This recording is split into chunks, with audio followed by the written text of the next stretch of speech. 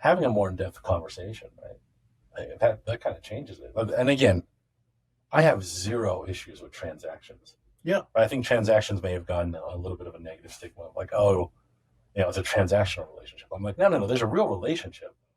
Now, I do business with some of my very best friends, right? Sure. Like, we buy things from each other, we sell things to each other, we support each other. Transactions are fine. I just think, for a while, we've allowed the transaction to rule over the relationship.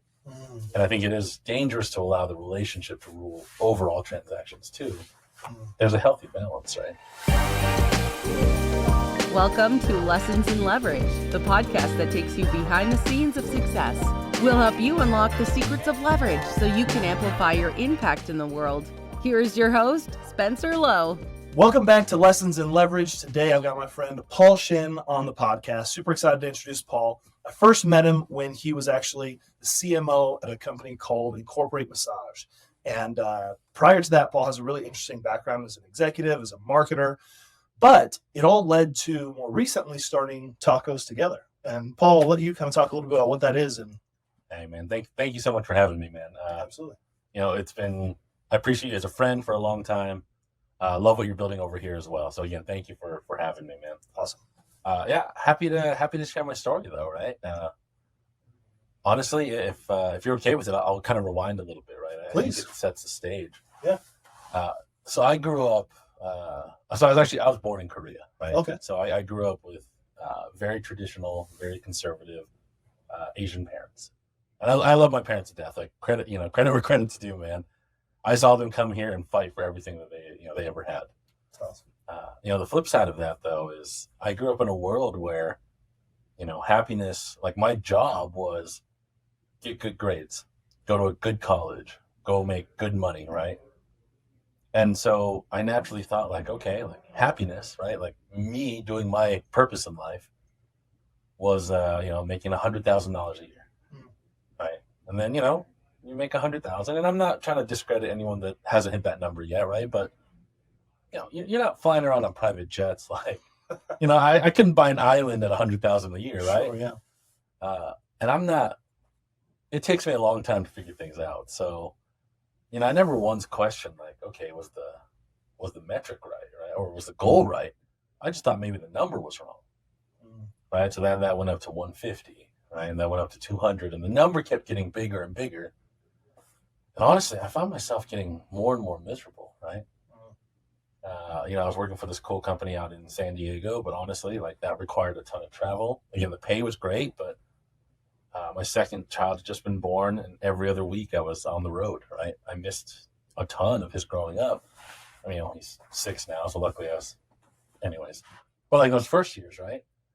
And yeah, man, it was, I just wasn't happy. Right. And so then I thought, well, maybe it was like a power thing, right? Maybe it was a fame thing, a recognition thing, right? Like I should be on the cover of Forbes magazine. I should, I'm a big deal. That's just where my ego was at the time, right? And I knew some buddies, and they had started this AI scheduling tool, so I joined on as a co-founder, and I thought, like, great. Like I'm a tech co-founder now. I'm like, that's going to be the next big thing, and it's going to go huge, and everyone's going to line up to talk to me. Like I'm going to be a celebrity, right? And the sad truth is that like, it wasn't a bad product, but the reality is that my heart wasn't in it for the right reasons, right? I mean, you're a founder, right? You understand that like starting a business just to make a couple bucks and to get recognition is a pretty quick way to fail. Right. And again, it takes me a long time to figure these things out. Right. So, yeah, there's definitely moments where things are just too hard for it to be just about the money. There are long nights, moments where you're thinking to yourself, like, what am I even doing? Yeah. Especially the more successful you are, or the more successful that you become, the easier that it is to say, like, I actually don't need the money, or I could sell this business, or I could do something else. I have other opportunities. And so it becomes even more challenging having additional opportunities and options to really have to go deep inside of you and be like, is this really what I want to be doing? Is this aligned to my values? Is this helping me achieve my potential? Is this meaningful to me? Because if it's not, Yeah, I think it doesn't work. You got to kind of be a psychopath to just do it for the money.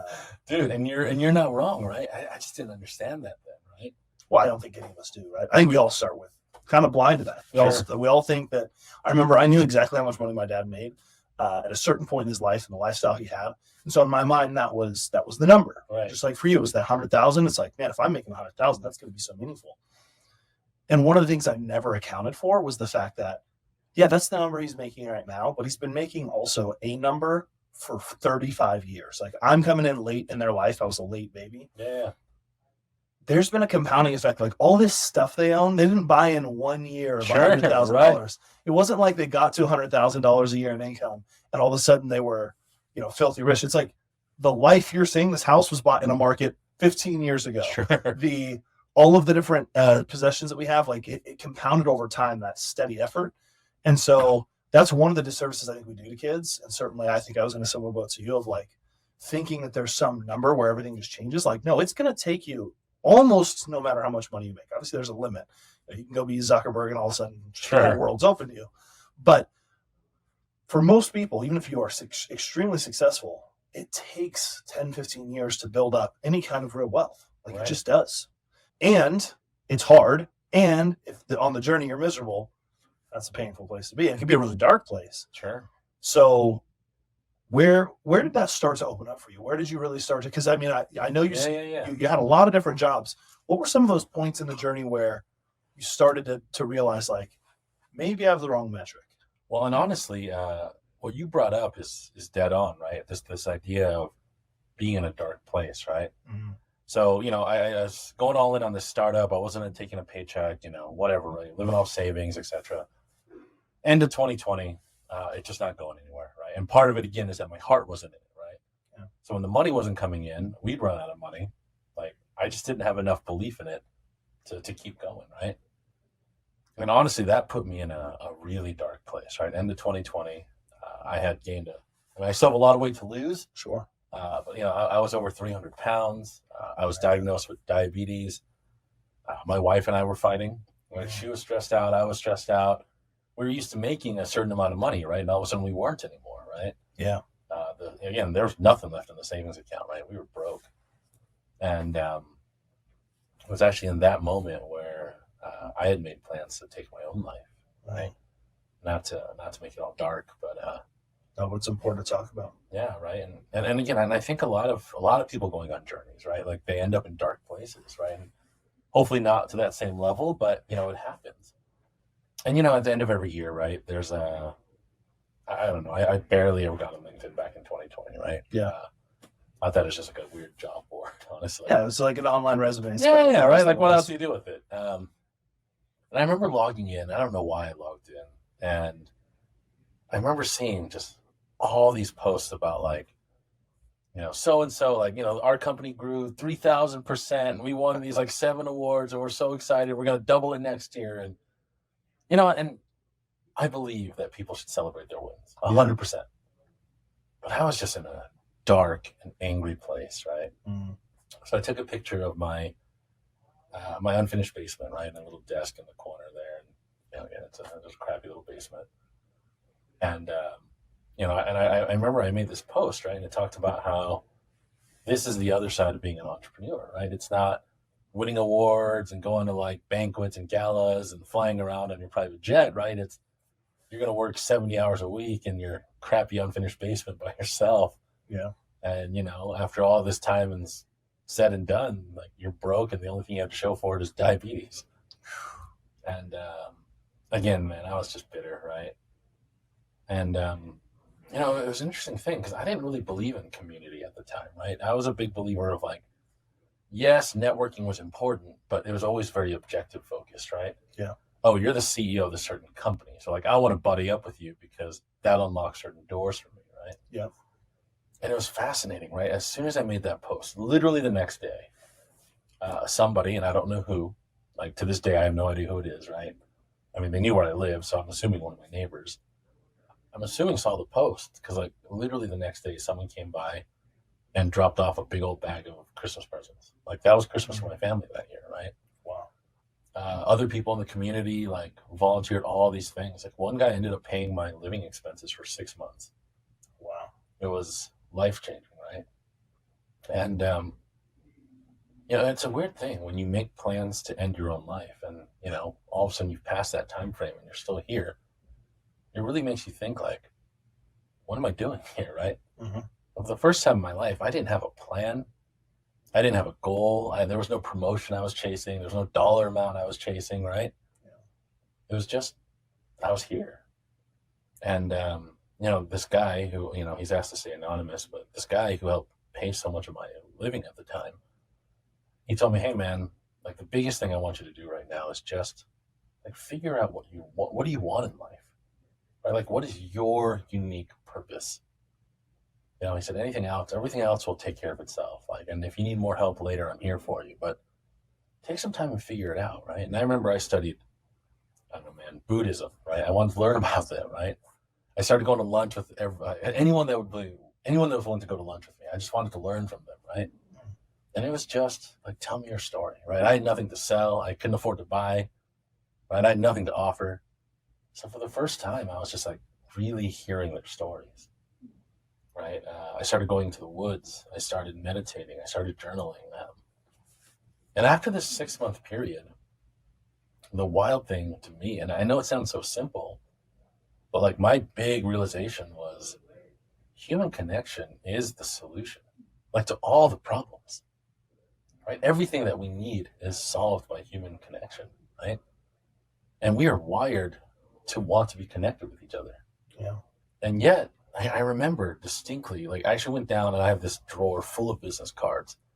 And I remember going through it, man, and there's hundreds, if not thousands of business cards in here, right? From, I don't know, a decade plus of conferences and trade shows and networking events and all these things.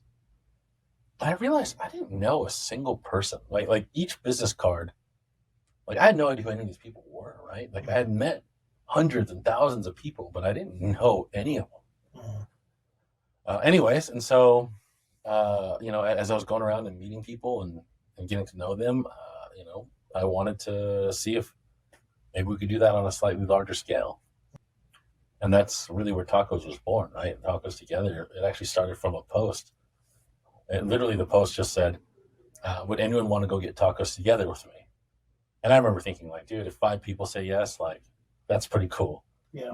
And we ended up having like 150 people sign up to go get lunch together. And luckily, a couple companies saw it, and someone was like, dude, we'll sponsor the tacos. And somewhere else was like, you can use our office building if you need more space. And it was really just that, right? This idea of bringing people together with no agenda, nothing to sell them, no membership fee, like just get together and eat food and like be real with each other and see what happens from there, right? And now we're almost 2 years in, right? We've broken 2 world records. We've done an international sporting event, which is really cool. I don't know, man. Like it's just been wild to see where this journey has gone. But that was really the story of how, working for tech companies, being a CMO, being a CRO, to now, hanging out with people and eating tacos, man. That's quite a journey. Thank you. And I think it highlights something that's really important. I think a lot of times leverage is associated quickly and commonly with money, financial leverage, Sure. Capital.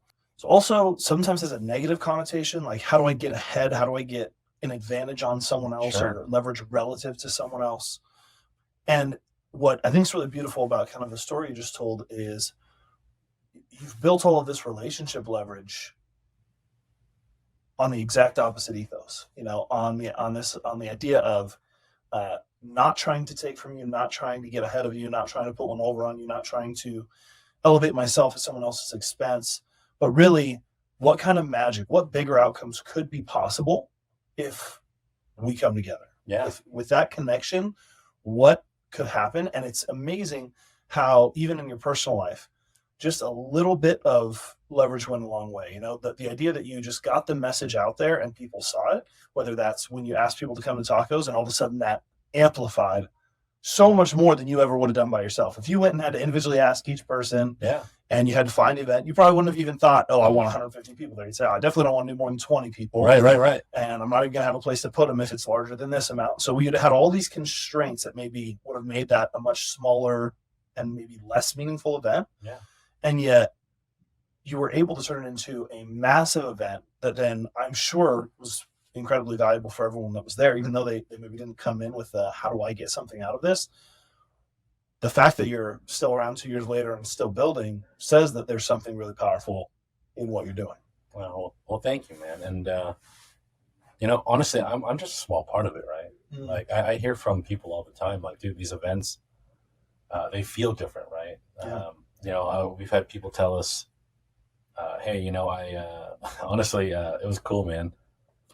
There was someone, and out of privacy, I won't, again, like give names, but like, there's one person I met or chatted with that they got married this last summer, and they met at one of our very first events. Oh, that's cool. Right.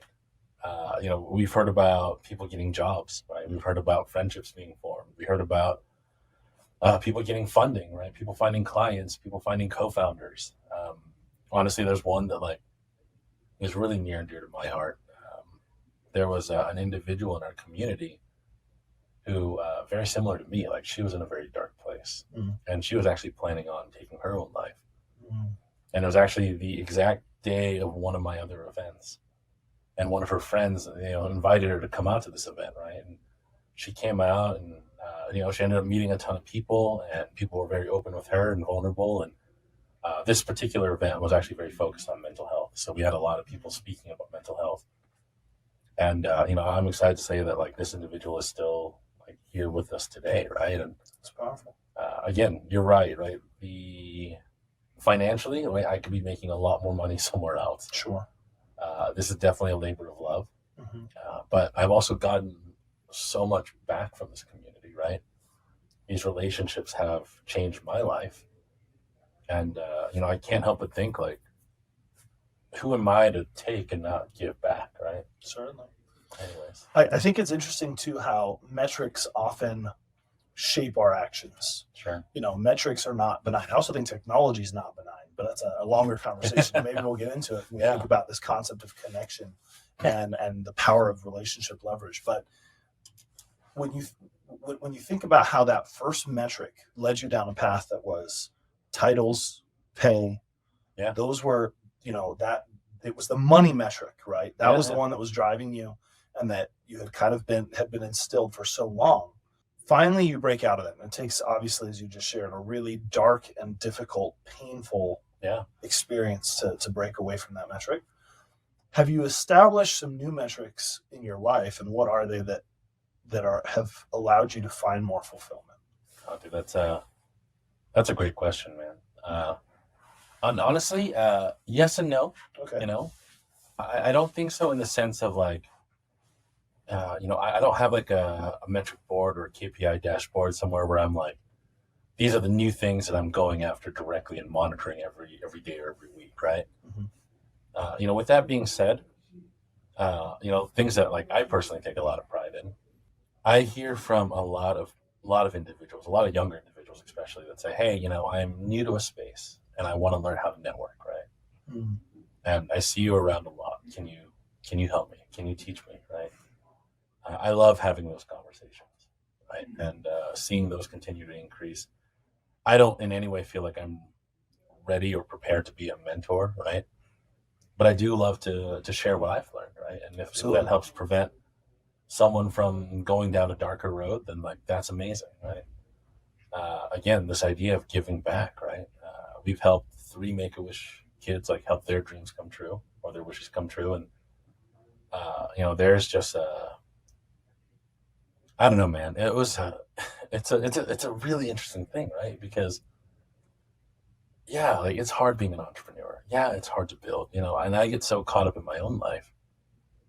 But like our last event, right? We had 10,000 people come out for this international rugby game. We partnered with the Warriors.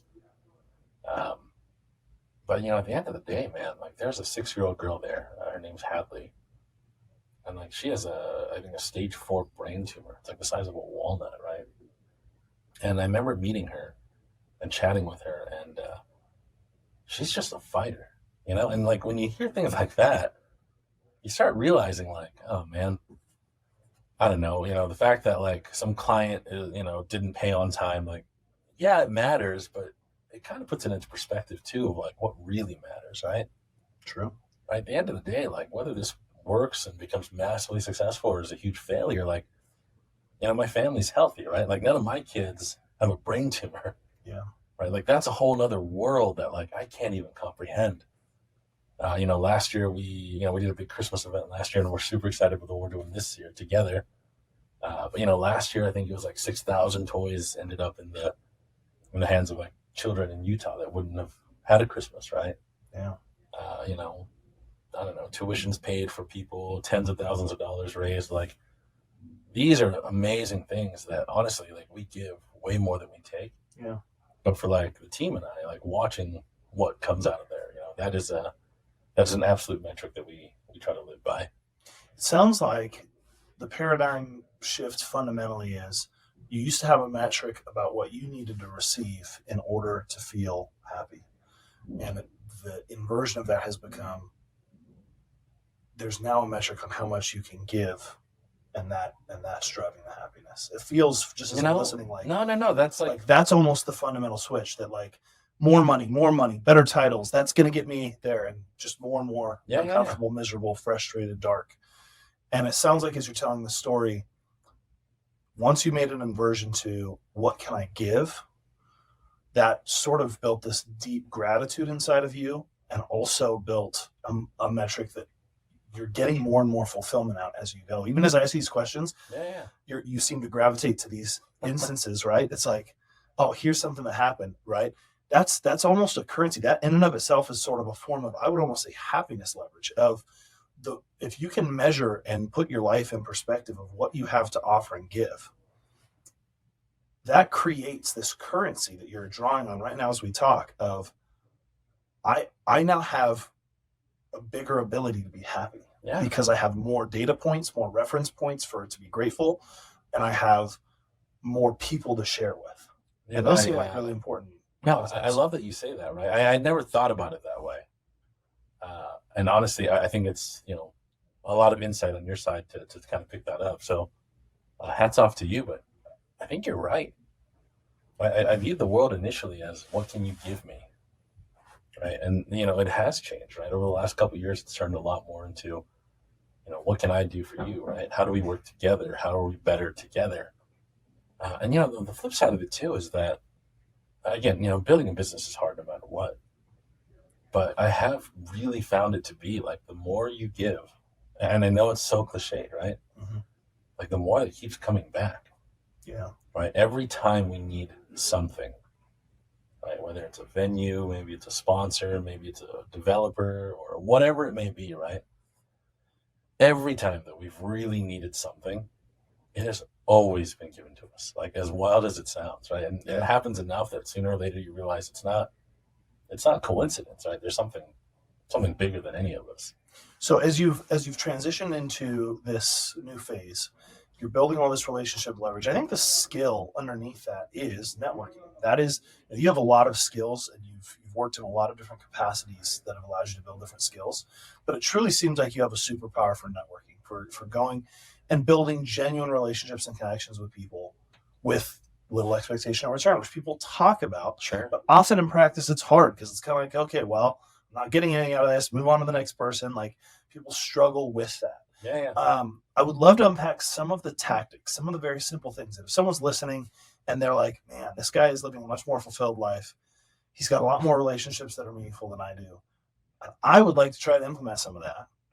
Some of the things that they could do. I mean, just to highlight a few that I've heard so far in your story, you talked about using LinkedIn, so maybe we can expound on that. Yeah, totally. You also talked about being present, showing up to events and talking to people and getting to know their story instead of trying to see what you can get from them. Yeah.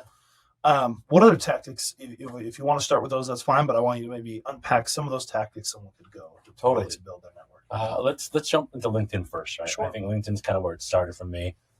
And LinkedIn is great, right? One, I think most people are sleeping on it. Again, I thought it was a job board. I didn't really view it as a social media per se. But obviously there's going to be bad actors anywhere, but there's also a lot of real and genuine people.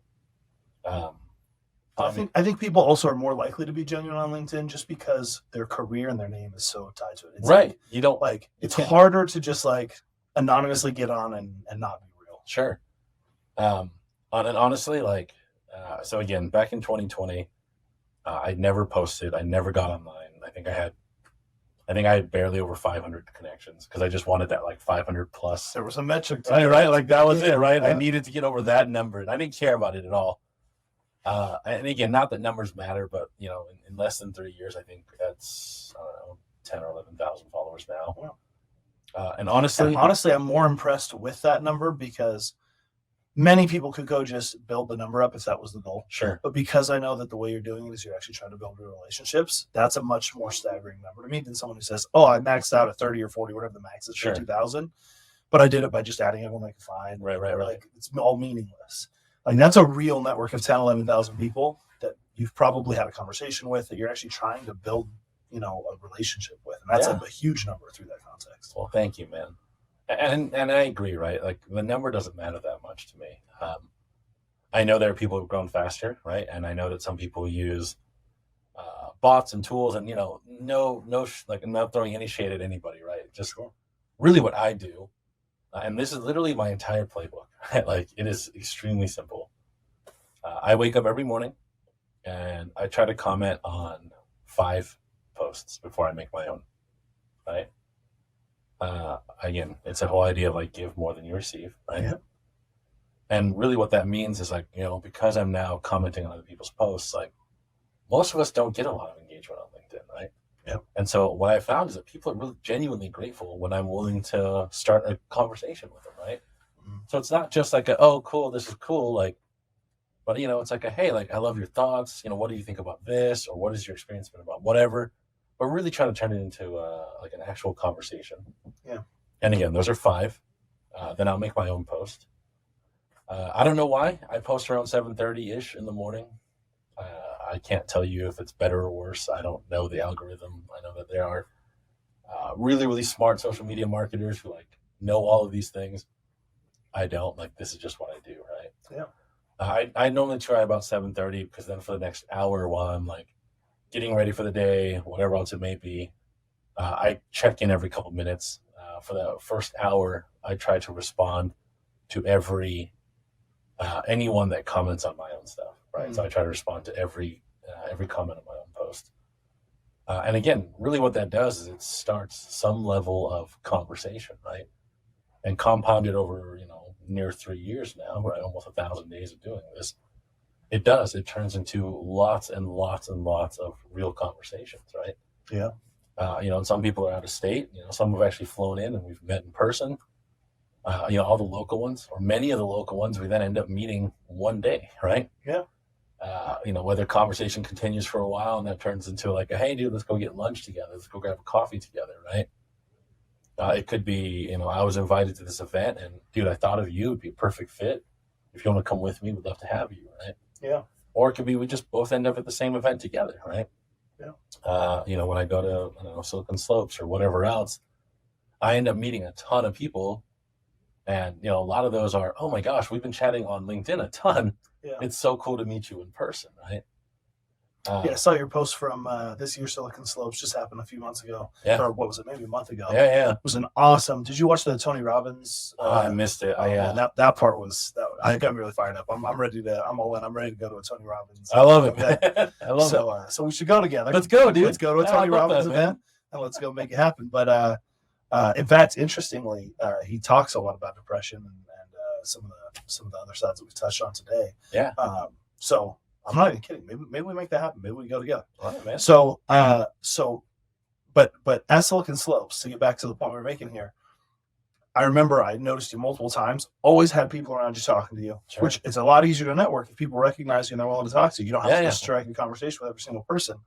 And then at the end, I remember seeing your post on LinkedIn that had just countless photos. Yeah. And is that a meaningful, where did that start for you? Is that a meaningful part? The taking the photos, is that a meaningful part of how, because I've noticed you do that a lot. I think I do. it's like, if we meet in person and we talk, I get a photo. Yeah. You know, the funny part is that when like the idea of a selfie originally used to like make me sick. I was like, that's so dumb. And and again, I don't attack anybody for love of selfies or whatever. And I know it's common to like want to take a picture in front of like a cool landmark or somewhere where you travel or with famous people. But what I found is that very few people, like regular people, are like, hey, can I? They're very rarely asked to be in a picture, right? And for me, it was really this idea that like I finally get to meet you in person, and that's really cool to me. And again, I don't view myself as any sort of a celebrity. Like I'm a very regular person too. Sure. But like meeting you in person that's something I want to celebrate. That's something I want to remember.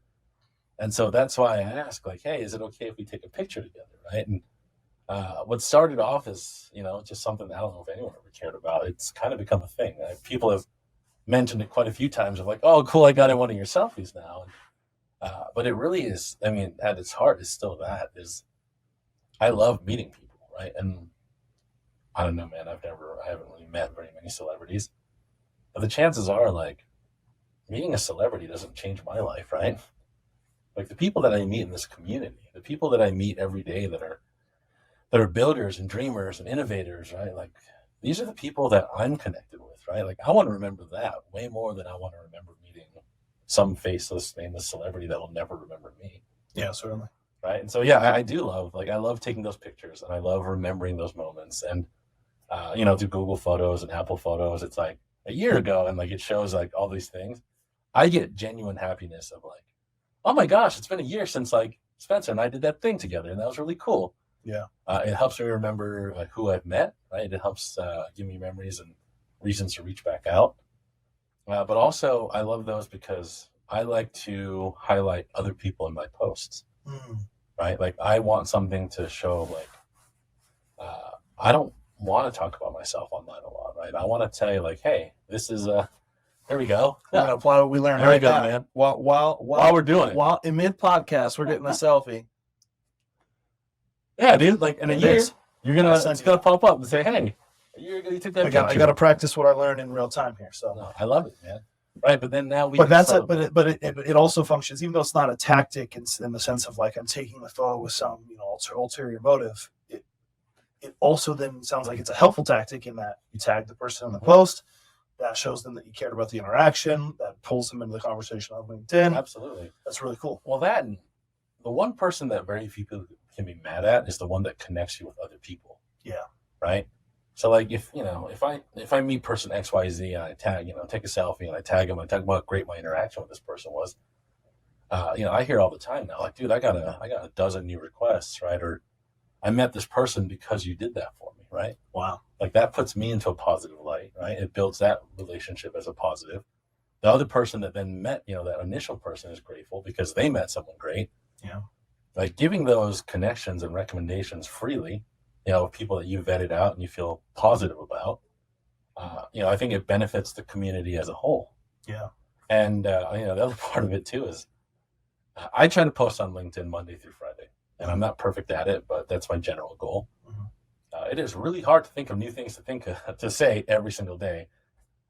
And contrary to popular belief, and again what like a lot of social media people will do, I don't pre-plan my posts. I wake up, I read what other people have written, I engage in conversation, and I spend 15 minutes kind of thinking about whatever's on my brain, whatever I want to talk about, right? And then I'll write it right then.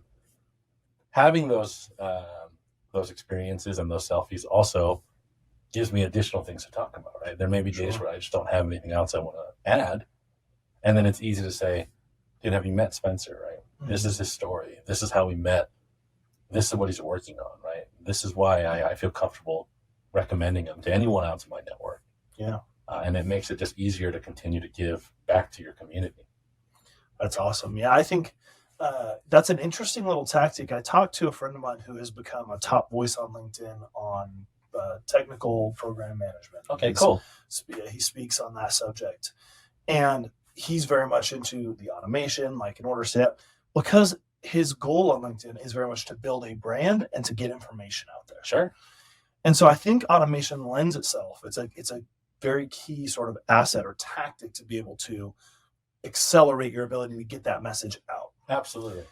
But if your goal is just to build relationships, that needs to be a present-oriented activity. You need to have time set aside or in the present, you're going to connect, converse, respond to what they say. Otherwise, it's not going to feel real because it's not real. If you're not present in the moment in the conversation, then nobody's going to feel a connection on that. Like if I pre-scripted all my questions for this podcast and recorded them and just played them at you, like it wouldn't be the same connection in this conversation. So it's the same way online. And so I think that's a really important tactical takeaway, that if you want to build relationship leverage, you're not just trying to build a brand and get media leverage, get distribution. Sure. You're trying to build a skill and build high value relationships that can enrich your life and ideally enrich their life even more. There's no substitute for spending that time one-on-one. No, and again, you're absolutely right. And again, the power of LinkedIn really is the ability to do that at scale, right? Again, it's so personal, but like if I were to try to meet with 5 individuals every morning for 10 minutes, I mean, that'd be very hard to maintain, right? It'd be very hard to manage, it'd be hard to schedule, right? LinkedIn just allows me to do that very organically, but again, in a way that for 3 years I've been able to do it, right? Yeah. Rarely missing a day. It also gives me a platform, you're right, where I can share. But you are right. It then says, hey, from 7:30 to 8:30, Paul's on LinkedIn. Yeah. I'm checking my phone frequently. When I get new notifications, I check them. After 8:30, I'm much slower to respond. And I got to get to the office, the day starts, and that's okay. But for that first hour, when people comment back, like I respond to every one of them. Right. And that, again, turns into real conversations. We build a real relationship. And then when you become real to somebody, they're much more likely to engage with you again. Right? When your post comes up, and they're like, oh, I know that guy, so I want to help support him. And I notice that a lot, right? If I go to lunch with someone, if I have a one-on-one with someone, for the next week or two, I will see that person continually commenting on something I say, liking something I say, sharing something I say, right? Yep. Which then gets me into the network that they have, right? And then I can meet additional people, and it's just continues to snowball. That's so cool. So that kind of highlights the LinkedIn tactic. Sure. We kind of touched on a little bit some of the, this idea of going to events and lunches. Is there more you would add to kind of how you think about events and lunches as a way to go build those relationships? Yeah, I think, one of the issues that at least I used to have, right, and this is just where I was wrong, is I thought that, and I'm going to put things into dating terms because Sure. I think most of us can understand that, right? What I didn't understand in the business world is that when someone agrees to go to lunch with me, that's actually the first date. I viewed that as like, it's time to ask them to marry me, right? So it's like, if it's the very first time you and I are going to lunch, right? We met at, an event, maybe we met on LinkedIn. We said, yeah, let's go get lunch together, right? At that lunch, I always felt this pressure of like, I have to ask you for something. Right? Like I have to go for the close right now. Convert on something. Right. Or else why am I here? Right. But again, the reality of it is that the first lunch is the first date. Right? Like I'm pretty sure no one would say yes to like, let's get married on our first lunch. And honestly, if they did, I would question whether or not I want to marry that person. Right. Sure. But that's how I used to view these lunch meetings and these networking meetings, right? Is I literally just met you. I force you to take my business card, and I immediately go for like, hey, I want you to buy my product or my service, right? And instead, now it turns into like the question I ask every time is, tell me your story, right? Like that's the question I love to lead with. And that, what I love about it is it's open-ended. If you want to tell me about your work, fantastic. If you want to tell me about your kids, fantastic, right? Whatever subject you want to go into, whatever aspect of your life you want to tell me about, that's amazing to me, right? Because that kind of lets me understand where you are in this relationship, right? If you want to be extremely formal and go straight into the work stuff, then I'm like, great. Like, that's kind of the world that we can play in for now, right? If you want to tell me about your kids, then I understand, like, okay, family and children, like, that matters a lot to you. And that's amazing too, right? The other thing that I didn't understand when I first started taking, again, at events, lunches, whatever it may be, is that I was not an active listener. And what I mean by that is when you're telling me, whatever you're telling me, the entire time I'm sitting there thinking like, what's the angle that I can pitch you at, right? I'm only thinking about myself. What do I say next? Like, what am I going to say next? How do I make it about me? Uh-huh. I just heard somewhere this study where they talked about how they kind of broke down listening and they categorized responses to someone speaking to you, these two buckets. I don't remember the terms they used, but one of them was like validating what they said, repeating what they said, asking a follow-up question about what they said. And the other category was sharing your own example of that thing. Yeah. And they called that something like a flip sentence or a flip transition or something, where it turns the other person off to what they're saying, because now you've made it about you. So It's like you're talking and the other person is like, as soon as there's a break, it's like, yeah, and now let me tell you about how I do that. And it's like, well, okay, like did you even hear what I said? Like it doesn't, that kills conversations. Absolutely. And I still am working on this of like how to be a good listener. It's like, how do I really listen to what you're saying, mirror it back, paraphrase it, validate it, connect emotionally on it? That's a really tough skill set. It is, right? And there were, honestly, if I could go back in time, I would apologize to so many people for so many awkward conversations. But that is, like what you said is exactly right. Right? As we have these conversations and you are actively listening, right? I mean, that is it, is that you want to keep this conversation going. And what I have found is that, dude, tell me your story. And then there's like, oh my gosh, dude, that's incredible, right? Like, how did that feel? Right? Or what was your experience like this? Or, as we go into these questions and we really dig in, the great part is very naturally, at some point when the person is ready to, when they don't want to talk about themselves anymore, they'll stop and say, dude, I want to hear about you. Right? And what that's done is it also has primed them where they will listen to whatever you want to talk about, right? Because all their walls are now down. Right? I let them talk about anything they wanted to talk about. I let them carry the conversation in whatever direction they wanted to go. You're right. I validated feelings, right? I expressed genuine interest. And again, it is very active because I'm trying to remember all of these things, right? Yeah, it's hard. It is. Like it sounds easier in concept to be an active listener, but I have found it to be very challenging because you're trying to remember, you're trying to understand, you're trying to empathize, you're trying to not think about yourself. Right. Like, stop thinking about how this applies to me or why I, don't transition away. Stay right here in the moment. We'll get to that later. Right. And that is it, right? There is a genuine, you have to let that go. Yeah. You have to understand that, that portion of the conversation will happen. It's just not right now, right? Something you said right at the beginning of this whole sequence that I've been holding on to because I didn't want to break this chain. No, I love it, man. Is you said when you first started, you thought, I need to get something out of this. Yeah. Or else, why am I here? Yeah. And in that, I just heard the emptiness that you described that you were feeling, which is you kind of turned over the power to the other person, that if they couldn't give you something, they could make you feel like you had no meaning. Right. It's like, if I can't get something out of this lunch, why am I even here? Like, my meaning ceases to exist and matter. And when I compare that to then the skill that you just broke down of leading with tell me your story, it's fascinating to me, the comparison and the difference of tell me your story. Like, I know why I'm here. Yeah.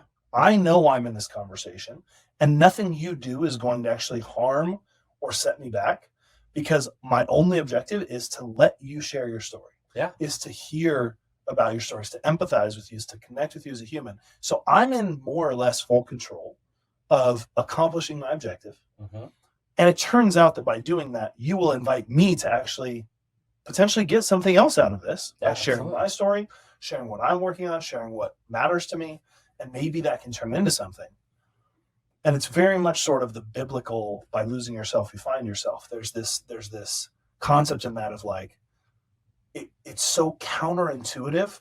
And this is how many forms of leverage are in my mind. Right. It's so counterintuitive as a skill, but because you were willing to lose yourself, you found yourself. And that's just such an incredible transformation you just described in networking, from the cold, meaningless, awkward, frustrating interactions that a lot of people have on accident. They don't even know that they're doing it, to now the type of networking that's allowed you to build 11,000+ followers on LinkedIn, and behind that, meaningful connections with hundreds and thousands of businesses and people and stories. That's just incredible. Spencer, seriously, man, your gift is being able to take some of these ramblings and find the nuggets inside of it. So Well, I like doing it. I like No, listening. no, I you like are learning. you are an expert at that, my friend. I just appreciate want it. you to know that. I appreciate it. So we were to zoom back out to kind of the larger arc we're on here. So we talked about LinkedIn. We talked about kind of some of these skills around networking and events. Yeah.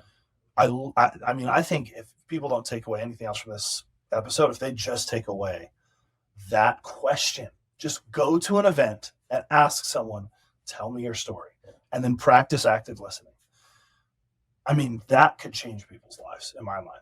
It's going to help me. I struggle sometimes at networking events. Sure. Because I do get so self-absorbed. I do think like about what I want to get out of it, or I just think like I don't want to be fake. I don't want to pretend to care about them. But I'm willing to care about them. Sure. It's more just like it's awkward. It feels very vulnerable to be like, hey, I want to build a relationship with you as just friends. And they're like, we're at a networking event. And you're just like, and so I think that having the right questions prepared and, I'd love to hear your story or what's your story or tell me your story. That something like that is such an approachable way of, hi, my name's Spencer. Nice to meet you. Tell me your story. Exactly. Like that's a very easy way to let them choose if they want to open up. And I'm sure you get some people who are like, oh, my story is, blah, blah, blah, blah. And they just grumpy move on. Like you're going to get some people who just aren't interested in connecting. And like, that's not your fault. There's nothing you can Exactly, do on right? that. But it opens the door to where I'm sure you get a lot of people who do connect on levels that you just don't even anticipate. Well, and what you said earlier was, again, really, really insightful. And I never thought about it before. But there it is. I remember when I initially started networking, I was nervous, right? Because I had to keep thinking about what am I supposed to say next? How do I tactfully turn this conversation back about me, right? It's a lot of pressure. How do I get this guy to buy something from me, right? How do I get him to, whatever it is, agree to let me have this thing or give me a deal or whatever it may be, right? But the whole time you're balancing your objectives against, trying to seem genuine and, while doing it in real time and kind of listening to what the other person's saying. And at least for me, like I was anxious and I was nervous. And I think that energy comes across, right? Mm-hmm. When you truly are there to just meet with people, right? And that is the only objective.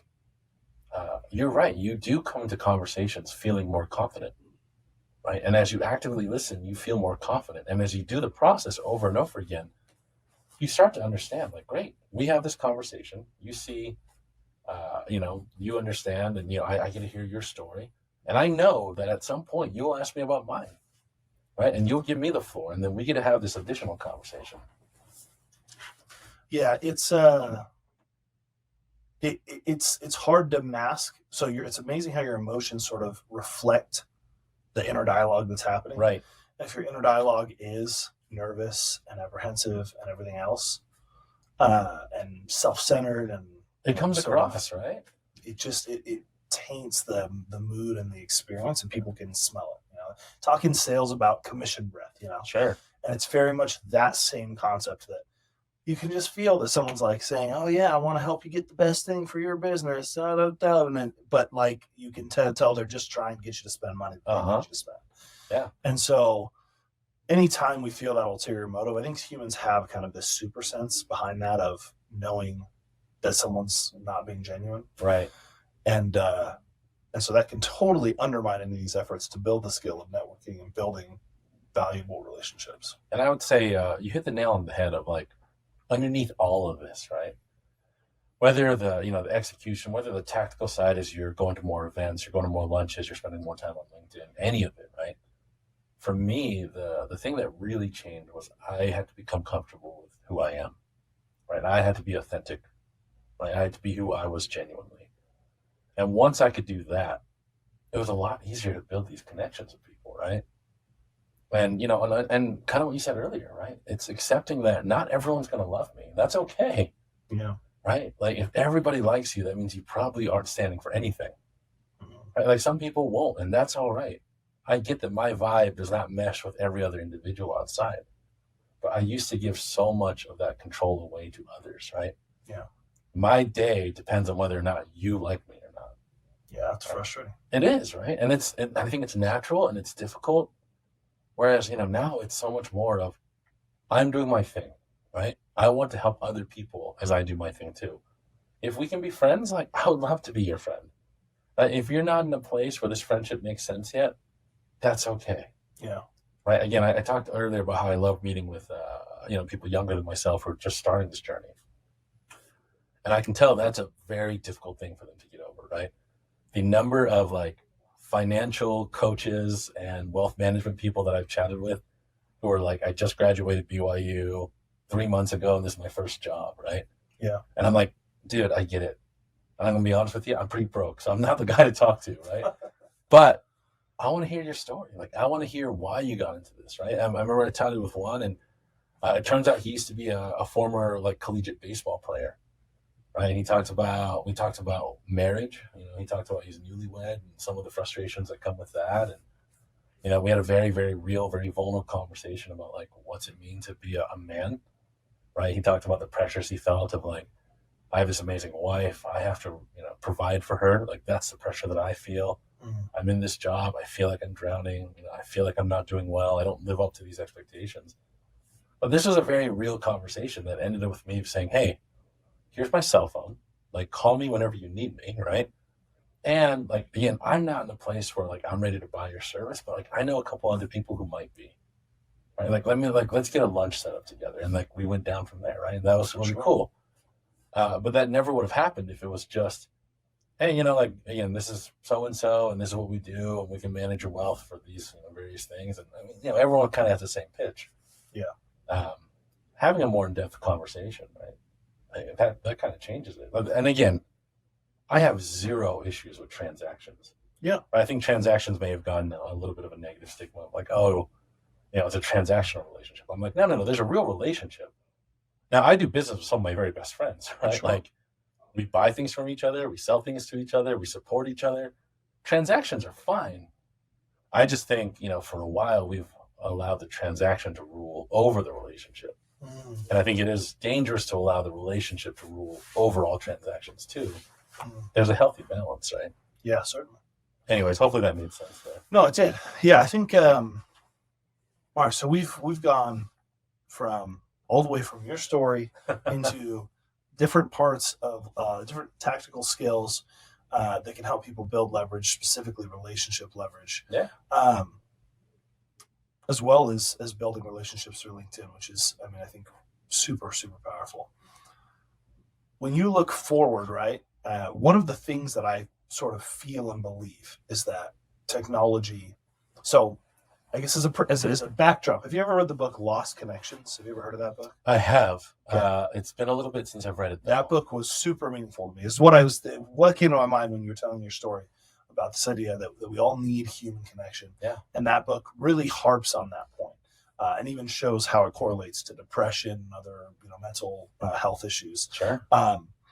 And so the idea underneath that when the transactions or when the motives sort of take precedence over the connection and make it a disingenuous connection or a unmeaningful connection, that sort of undermines the value of the connection. And now, as you lose those connections, you'll find yourself feeling more and more unhappy. Sure.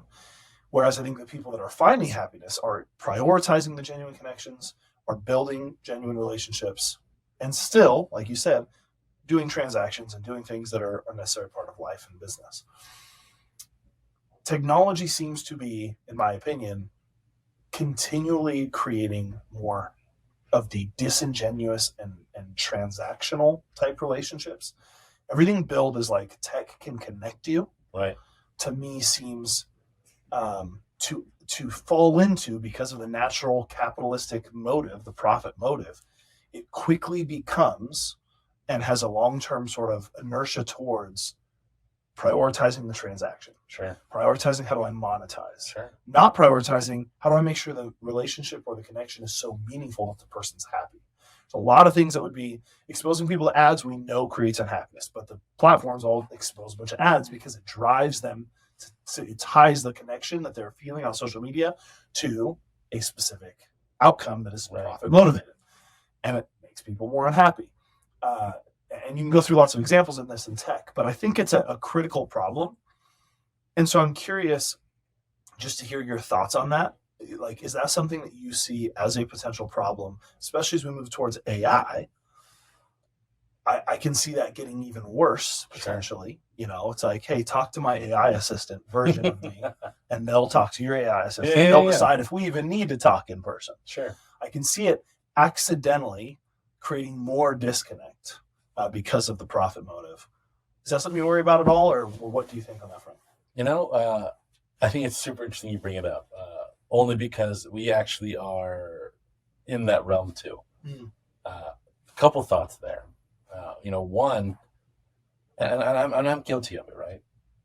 So I'm a diabetic. I know we've talked about that before. My doctor put me on Trulicity, right? It's one of those injection things. Made me feel super sick. But I'll be honest, for a little while, I thought, you know what? Because I'm on this like miracle drug, I can just eat whatever I want. Like I can just binge eat garbage all day, and this one shot will take care of it, right? And the reason I bring that up is, again, I'm guilty of it. I keep putting too much into the hands of technology. Now, I don't think technology is bad at all. I think technology is an amazing tool, right? But it's not a all or nothing solution, right? You know, I think some people say, oh, dude, I have to give 100% of my relationship building control to social media, right? And if it doesn't work, then all social media is evil and, you know, it's only bad. I'm like, no. Like LinkedIn to me, again, is a social media, right? It is a tool that has allowed me to connect with, you know, quite literally thousands of people. Do I let it control my life? No, right? Do I post one day on LinkedIn and just say, well, that is 100% of my networking efforts and I expect this now to work? No, right? It is just an arrow in the quiver. With that being said, so again, we're actually developing our own technology as well. And on our end, what it came from was, so last fall, we broke the world record as a community for the largest blanket fort ever made. It was about 10,000 square feet. And we did it in honor of another Make-A-Wish child, and, you know, we put it in his name and everything. It was such a cool experience. And ever since then, we started polling people. We sent out emails and surveys and LinkedIn posts. And the question was, why do you go to professional events? Right? And we had all these different reasons. You know, is it the venue? Is it the experience? Is it, you know, the cool stuff you're going to get? Is it learning from the speakers? And one of the options was, you know, meeting the right people. And I know it sounds like, honestly, overly simplistic, but 82% out of over 3,000 people said that the number one reason they go is to meet the right people. And again, I was just like, what? Seriously? Honestly, I was a little mad because I was like, dude, I'm killing myself trying to break world records with you guys. Like, I thought that's why you're coming. Turns out I could just put you in a room and feed you some tacos and you're just meeting people, right? Yeah. But again, 82% said that the most important thing for them was, how do I find the right person? And so I said, okay, well, there has to be a solution for this, right? Like someone has created this solution. Let's go find it. And we looked all over the place. You know, my co-founder and I, my team, and we found, so many like Eventbrite clones, ticketing platforms, and you know, those are all great in their own way. But a ticketing platform doesn't help you connect with the people going to the event. It just makes it easier to get a ticket. I found a ton of event management apps for people like me. Right? I throw a lot of events. I host a lot of events. So these tools make it easier for me as an event manager or an event host. You know, I found a couple that said, hey, here's every single person going to the event. I said, yeah, that's cool too. But, you know, when we started doing some tests there, really people were like, I don't know what to do with this information, right? And then the flip side of it is that we started getting complaints of people saying, dude, some sales guy got the list and now I'm just getting spammed emails, right? Yeah. So I said, okay, that makes sense. And so we realized, my co-founder and I realized what we needed to build, because we couldn't find it, was an AI version of like myself at an event, right? When I meet you at an event, you know, and you start telling me your story, you know, one of the things I'm doing as I'm actively listening to you is also trying to understand, who can I connect Spencer with, right? Because a truth to me, right? One of my truths is that just about all solutions or problems can be solved with human connection, right? So if you have an issue or a concern and I care about you, what I want to do is connect you with the right person because that will help lead to your solution. So, as we go to an event and you're telling me about all these things that are happening in your life and you're sharing your story and your concerns and whatever else it may be, back in my mind, I'm thinking, oh man, I should introduce Spencer to so-and-so, right? But it's not just, does that person address the problem that Spencer's, trying to solve? Is it, do I think they'll get along well, right? Personality-wise, do I think they'd mesh, right? Are they actively looking for what each person has to offer? How do I connect them in a more genuine way? And again, that's what I think Super Connectors at any event does, right? You've all been to events, I'm sure, where you know that one guy that's kind of helping all people connect. And and so my co-founder and I, a year ago, realized that AI actually is the solution, right? And ironically enough, my sister was the one who helped us realize it. I was explaining the situation to her. She's ignoring me because she's 10 years younger than me and my sister, and everything I say is boring. Okay. And she's on her phone, and I'm like, what are you doing? And she's like, oh, I'm on Tinder, right? And my first thought was like, I don't want to know about this. Sure. But afterwards, she was explaining it to me, and I was like, oh my gosh, Tinder's actually the solution. As weird as it sounds, right? Because Tinder doesn't show me every other person on Tinder. It only shows me people with the highest probability of a mutual right swipe, right? And so my co-founder and I, we bought the domain connected.ai, and without the last E, so CONNECTD.ai, and that's what we started building, right? Is this idea that what if an AI at some level of intelligence, so once you get your ticket, after you get your ticket, it starts to understand, why are you going to the event? What kind of people do you want to meet? What do you do for fun? What do you do for work? Is there anything else we need to know about you, right? And based on those 5 questions, our algorithm then says, great, Spencer, based on what you've told us, here are a dozen people that you should meet that also want to meet someone like you, right? And you can swipe left and right on it, and, mutual right swipes go into private conversations. Now conversations can happen even before the event itself, right? And so in that sense, we try to mirror what LinkedIn was doing for us, right? Or doing for me. We'd start these conversations before, and then we meet in real life, and that kind of helps solidify the conversation, right? Now, what I'm not saying is that connected is the answer to all the problems, right? You still have to be a cool person, right? You still have to go and actively listen. You still have to show up for that person. You still have to give. But what we're trying to do is say, hey, we understand when you walk into a room and there's 10,000 people there, you have no idea who the heck you're supposed to talk to, right? Yeah. And again, it's okay to have objectives when you go to a networking event, right? If you really need a job, as great as having all these conversations are, ideally you're building relationships with people who also are looking to hire someone just like you. Yes. Right? If you're a founder and you're 3 months away from running out of money, ideally you'd be building conversations and relationships with people who also could invest in your company, right? Sure. So that's the whole concept of connected, is to take what super connectors naturally do, use AI and technology to augment it, right? But again, it is not the end-all be-all solution, right? You as an individual still need to be there. You still need to form the relationship. We're just trying to use technology to open the door a little bit for you, right? Get you lined up with the right people that you want to talk to, that also want to talk to someone like you. I like that a lot. And I think you could even make events more engaging if you could tie it in where it's like, these people are going to be at the event, we're putting you at the same table, or, because you have struck these connections in advance, now you know who you're looking for at the event. Right. You can, hey, good to see you. Like you mentioned when you were at Silicon Slopes, it's like all these people that knew you from LinkedIn came up and you're able to talk to them in real life. It's like that, if that can sort of grease the skids, Sure, and get everything ready so that when you go to the event, you have things to do. You don't just stand around or be like, oh, do I awkwardly waltz into this conversation, this group? Do I kind of peek in and, hey, I'm so-and-so, it gives you kind of tactics to really go get involved. So I think that's a really exciting area of technology that you're pushing into. And thank you, man. I'll certainly try it out. And I'm excited to see how it develops. Well, thank you, man. And again, right, I think the things that I love about that, right, is, if you told me 2 years ago when tacos was just this idea that one day we'd be working in AI, that we'd be building in tech, that we'd be doing all these things, it would have sounded impossible, right?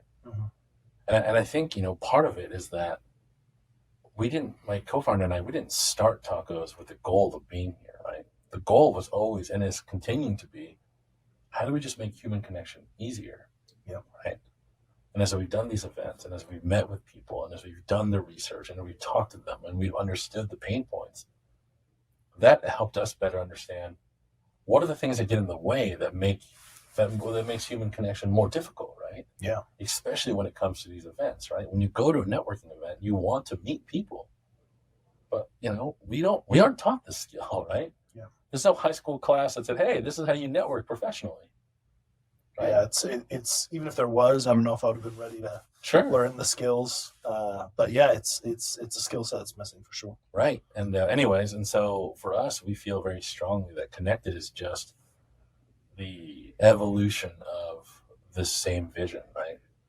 We hope that by giving this platform to anyone that wants to throw an event, that they're making it easier for their attendees to connect, right? And that furthers that vision of human connection, right? Because it's not about me. Yeah. It's not how many people can I connect, right? It's not how many people that go to a tacos event. It's anyone that goes to an event, right? It's anyone that needs human connection. We're hoping that we make it just a little bit easier. Well, the more that you have that scale out, and you have all these different events. Now you can start to propose events to people or introduce people to new communities. One of the most interesting things that I've learned kind of networking is how the loose connections end up being the most valuable ones. Right. And this is straight out of network theory, but it's a concept that is so important because your tightest connections have such strong overlap with your network. Like me and you both have very similar networks, I would say. Sure. In that we're both very connected through, say, entrepreneurship in Utah. Right. Your network's much larger and better than mine. But that being said, it's not that we're comparing. But that being said, there's a lot of overlap. I know a lot of people you know. Sure. You know a lot of people I know. Which means that if there's something that I need and I reach out, there's a higher likelihood that the people that that come to mind for you would be people that I already know. Now, on the other hand, if I know someone who happens to live in Austin, a good friend of mine lives in Austin. Sure. He's very connected with the entrepreneurship community there. Sometimes I bounce something off him. He might have an introduction, and it's someone I would have never met. Right. And so the value there is because he's plugged into all these other people, I get so much more out of that. And doesn't make him a better friend than you, right? Sure. At the end of the day, it's just this idea that you get more relationship leverage out of having loose connections in a lot of different networks. Right. And people often find that when they go to networking events, they end up just staying in that little dense network of people they already know. Right. So what I love about where this technology is going is I love this idea that it can help you break out of that. It can help you make the right connections at these events. And ideally, if you now have lots of events, it can even propose, look, you might want to talk to people in this network, right, this event. You might not be going to the right events. Well, and that's like, there's just so much power behind that with AI. Yeah. And as, on our side, we, as we help companies implement generative AI solutions and also, Salesforce solutions, when we're doing all that, that's something I think about a lot is this idea that we're often not far from sort of what we need, but people don't see how to get there. And in the relationship side, it sounds like you guys are going to make a huge impact on that. We hope so, man. But I mean, again, like a part that you brought up that I love, because I was guilty of it, right? Because it's comfortable. I remember, I can't tell you how many conferences or trade shows I've been sent on, right? And at the end of the day, when it's lunchtime, who am I sitting with? Like the same people that from my own company. The people we came with. Right? Like, you know what I mean? Like, we literally have now flown hundreds or thousands of miles. The company's paying thousands and thousands of dollars for us to be there. And yet we all sit with our own companies at lunch, right? Or we sit with the 6 people we already know. Yeah. Right. And as great as that is, you're right. The person who could be the person I need to talk to could literally be the guy sitting with nobody one table over. Yeah. Right. It's just hard to break out of those habits. And, again, that's really what it comes down to is that we're hoping that, this app is just that friendly person that says, hey, do you know Spencer? You should, right? Yeah. You guys both love, I don't know, fly fishing or whatever it may be, right? And you guys should talk and we'll leave it here. Whatever you guys do with this relationship, that's up to you guys. Yeah. But we're just happy to get you guys connected. Yeah. And that's it. No, I think that's super powerful. When I think about the things that you've done so far, right? Lots of very impressive things. It really comes full circle. You started out really trying to pursue being a founder, getting the title, getting all of that. You evolve to this point where that's not the focus, and yet those things are then happening because they're happening for the right reasons. They're happening from a place of strength and you being in an emotionally, mentally better place, being driven by purpose instead of by the wrong metrics. And so it's cool to see your journey and see how that then has shifted. What are some of the upcoming sort of goals that you have with tacos for anyone that's listening that wants to get involved, maybe has never come to a tacos event, Sure. maybe doesn't understand how the impact they can have, but what would you want to share with them before we wrap up of ways they can maybe get involved or have an impact? I love it, man. I have a very long answer to that, if that's okay. Yeah, that's all right. So our next event, we're finalizing the date. Again, we're working with you guys, and we're super excited about it. Potentially December 7th, it looks like. We found a venue. Anyways, to rewind a little bit, a couple weeks ago, I made this post on LinkedIn, and it was about my experience with T-Mobile. Yep. Right? And I'm not trying to badmouth T-Mobile here. But what had happened is that due to a clerical error, right, just a mix-up on their end, I left T-Mobile November of last year. And then, we ported out our numbers. They said everything was good. Apparently, there's another line that they kept billing me for. And every time I'd call in and say, hey, if you look at the history of this bill, there's never been a phone call made. It's never been activated on a phone. I don't know what this number is, right? And every time they apologize, and they said they'd take care of it. About a month ago, I don't know, a couple weeks ago, whatever, I got a letter from the actual collection agency now saying that, hey, T-Mobile sent this to us, and you owe us money, and if you don't pay by this day, it's going to hit your credit, right? And it was $1,100. And, for me, I remember, we had a lot of heartburn and frustration because, one, I felt like, okay, dude, I have tried to get this resolved multiple times. You keep telling me it's going to get resolved, and it never got resolved, right? When I called T-Mobile again, they told me, hey, we're really sorry, but there's nothing we can do. It's been sent to the collection agency. It's out of our hands. When I asked to speak to a manager, I got hung up on. Again, it's frustrating. And, my wife and I, we were debating, I think we have to pay it because I can't afford my credit to get destroyed, right? And you get it as an entrepreneur, your credit's super important for additional financing that you may need. The flip side, the hard part with that as an entrepreneur, again, you understand, money's tight for a while. Yeah. That $1,100 was literally my entire family's Christmas budget plus some, right?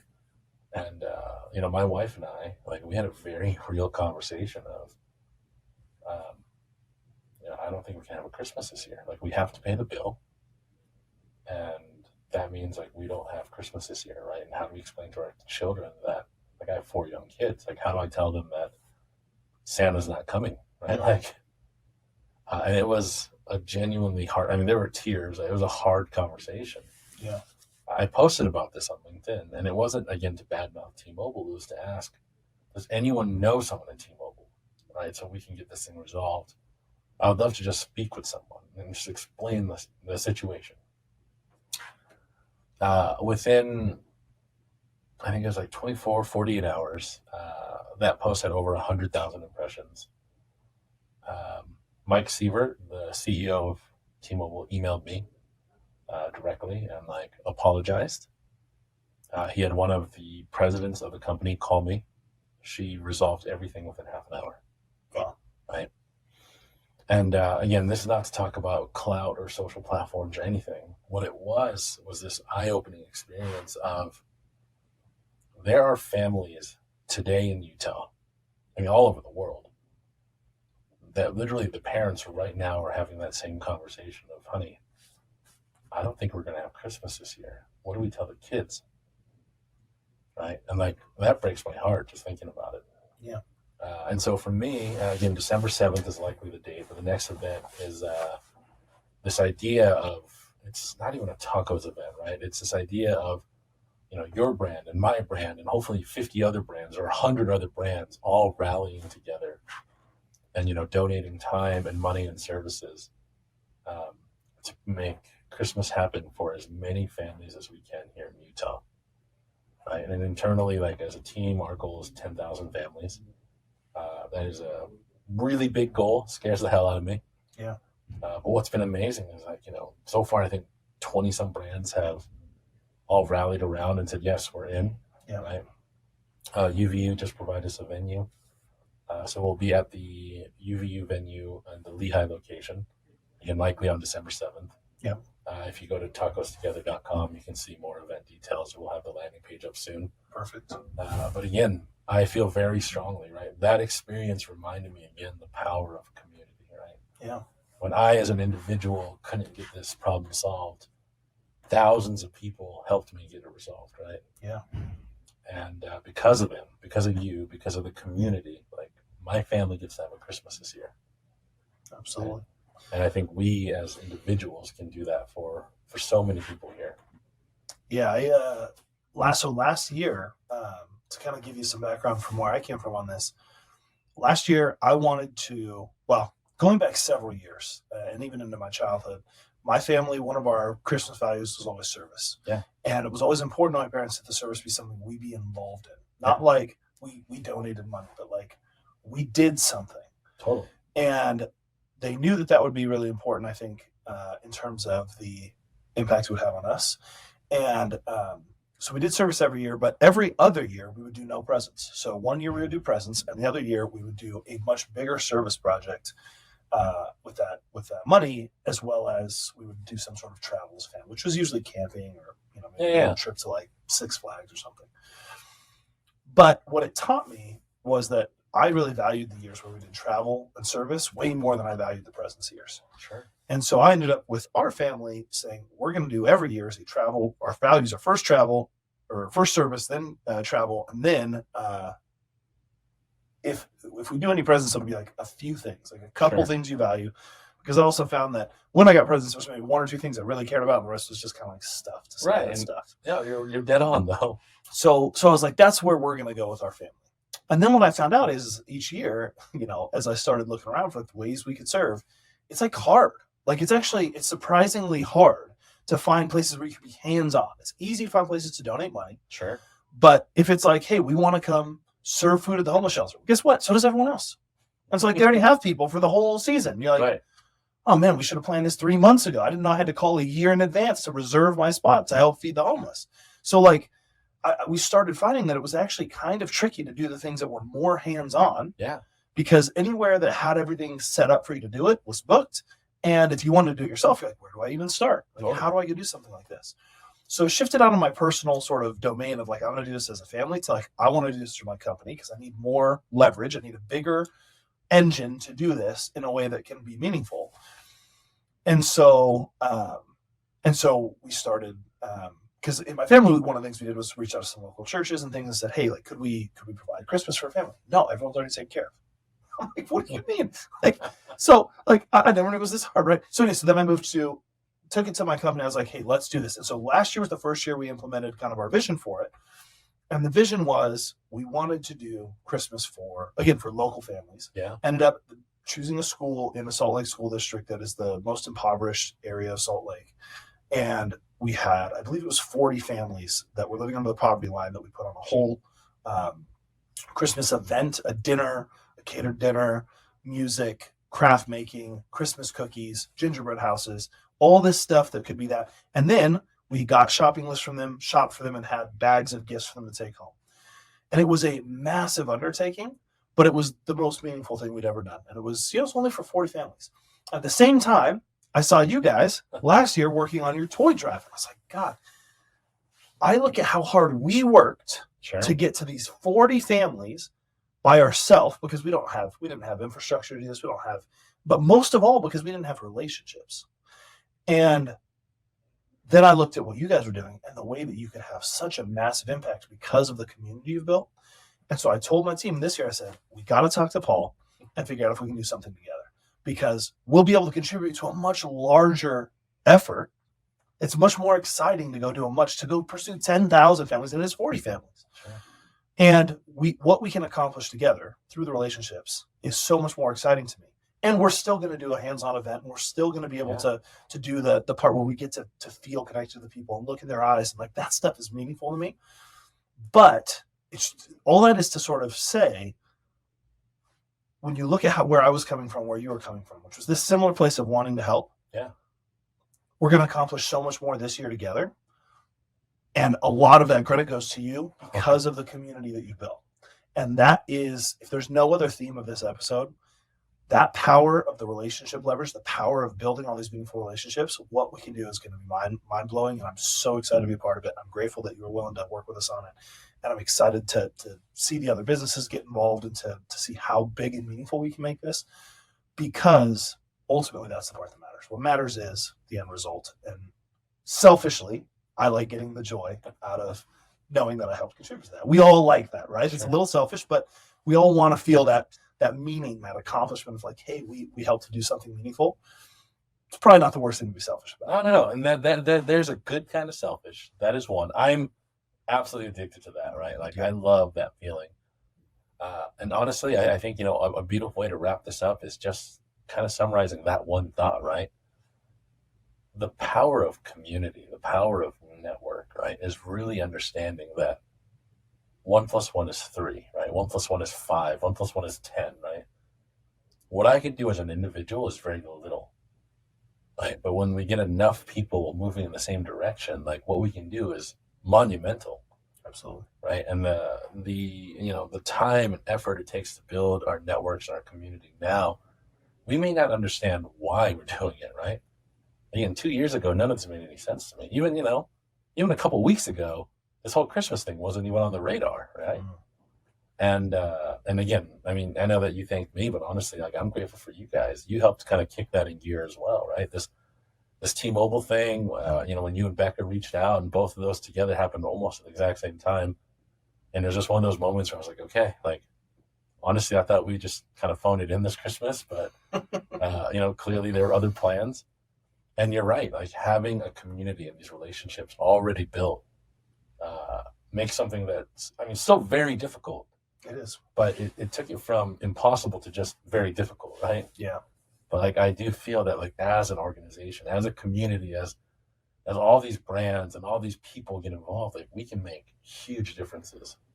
Anyways, dude, I just thank you for having me, man.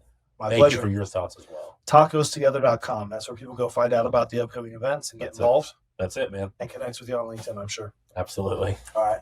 I appreciate you, brother. Thanks, man. Hey, before you go, I have a small request. Our mission is to empower as many people as possible to maximize their potential through the power of leverage.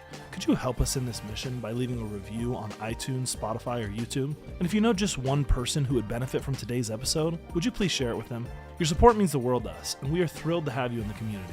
Thank you for being a part of our journey and helping us grow. You can find show notes for today's show and past shows at lessonsinleverage.com, which also has links to connect with me personally and connect with our various podcast channels across your favorite social networks. A big thanks to Solve.cloud, who sponsored this episode. They're a group of expert consultants that help SaaS and financial services companies to implement, optimize, and manage Salesforce.com. They can help you with custom integration solutions and are helping customers to implement some of the most important generative AI technologies. You can find them at solved.cloud. That's SOLVD.cloud